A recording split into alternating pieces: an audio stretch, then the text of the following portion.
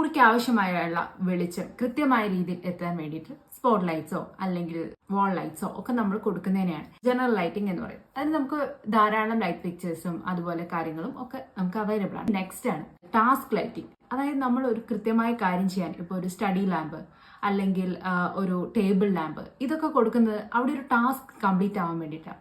ഇത് നമ്മുടെ റൂമിന് കുറെ കൂടെ ഒരു ലൈഫ് നൽകുന്നു. ലൈറ്റിംഗ്, അസെന്റ് ലൈറ്റിംഗ് എന്ന് പറയുന്നത് നമ്മൾ ഇപ്പോൾ ഒരു മുറിയുടെ ഫോക്കസ് പോയിന്റിനെ അല്ലെങ്കിൽ അതിൻ്റെ ഫോക്കൽ ഏരിയയും, അതായത് ഒരു വാൾ ഡെക്കർ അല്ലെങ്കിൽ ഒരു ഫോട്ടോ ഫ്രെയിം അങ്ങനെ തുടങ്ങിയവയ്ക്കൊക്കെ നമ്മൾ ഇമ്പോർട്ടൻസ് കൊടുക്കാൻ വേണ്ടി ഉപയോഗിക്കുന്ന ലൈറ്റിങ്ങിനാണ് അസെന്റ് ലൈറ്റിംഗ്. ഇനി നമ്മൾ LED സ്ട്രിപ്പോ അല്ലെങ്കിൽ കോവ് ലൈറ്റ്സോ ഒക്കെ കൊടുക്കാറുണ്ട്. ഇത് നമ്മുടെ റൂമിന് പ്രത്യേക ഒരു ഭംഗി നൽകുന്നു. ഡെക്കറേറ്റീവ് ലൈറ്റ്സ്, ഇത് ഡെക്കറേറ്റീവ് പർപ്പസിന് വേണ്ടി മാത്രമാണ്. പക്ഷേ ഡിസൈനിൽ ഇതിന് വളരെ ഇമ്പോർട്ടൻസ് ഉണ്ടാകാം. അതായത് പെഡസ്ട്രിയൽ ലാംപ്സ് അല്ലെങ്കിൽ ലൈറ്റിംഗ്